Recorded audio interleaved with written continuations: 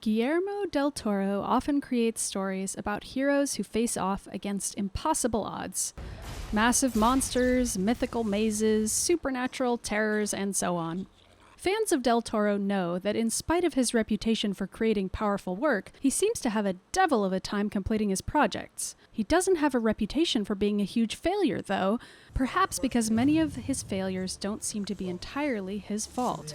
This week, for example, Del Toro assured us all that Pacific Rim 2 would definitely happen, in spite of reports that the project had been shelved indefinitely due to studio funding issues. Even though Pacific Rim was Del Toro's most financially successful project to date, its sequel seemed risky to studios due to the recent failure of other unrelated films. This is definitely not the first time that Del Toro has had to assure fans that he's going to conquer his own bad luck.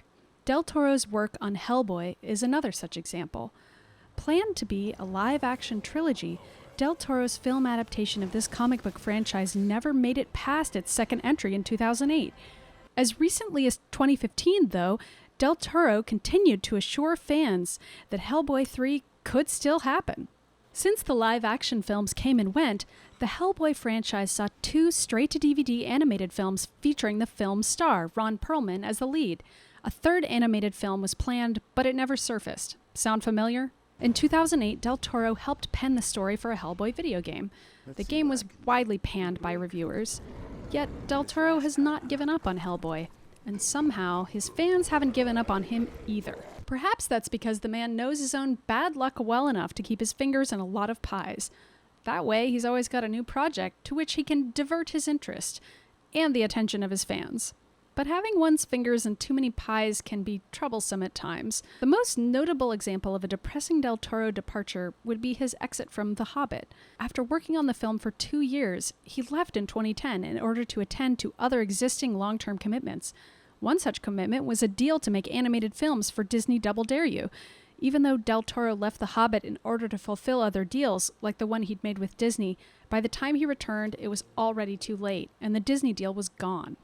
Pacific Rim was Del Toro's next successful project, but before completing that film, the man faced yet more obstacles. He was slated to adapt H.P. Lovecraft's At the Mountains of Madness into a film, and Tom Cruise got tapped to star. The development and eventual failure of that film happened at the same time as the initial development process for Pacific Rim. In the world of video games, the Del Toro curse reigns supreme.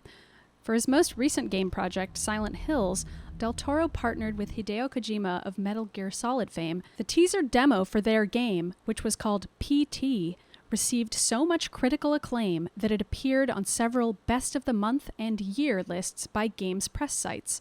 That seems bizarre for a game demo designed to be a trailer for a future project.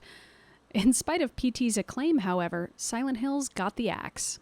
But after his experience with PT and the whiplash of the subsequent cancellation of Silent Hills, Del Toro declared himself done with video games this past year. Even though he's critically acclaimed as a creator, he's been besieged by bad luck throughout his career, from scheduling conflicts to failing financials to inexplicable cancellations. Yet, unlike other creators who were once beloved but whose massive failures stained their reputations and led to a fan exodus, such as game developer Peter Molyneux, whose game Goddess led to an onslaught of disappointment and Molyneux's eventual refusal to do press interviews, Del Toro's behavior comes across as surprisingly resilient.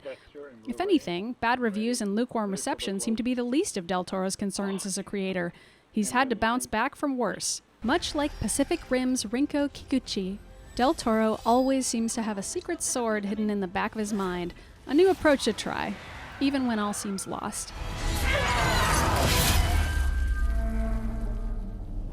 Here's the good news for all of us Pacific Rim 2 hopefuls. Del Toro seems uniquely suited to sequels, given his excellent work on Blade 2 and Hellboy 2. Perhaps it's because he's used to having to revisit his own shelved projects time and time again with fresh eyes. Even if Pacific Rim 2 doesn't pan out, I'm willing to bet something else weird will. It might be a straight-to-DVD animated featurette. It might even be Hellboy 3. Whatever it is, I'm confident that Guillermo del Toro is working on it. Thanks for watching. Tell us what you think about Guillermo del Toro in the comments. You know, YouTube comments. Everybody reads those.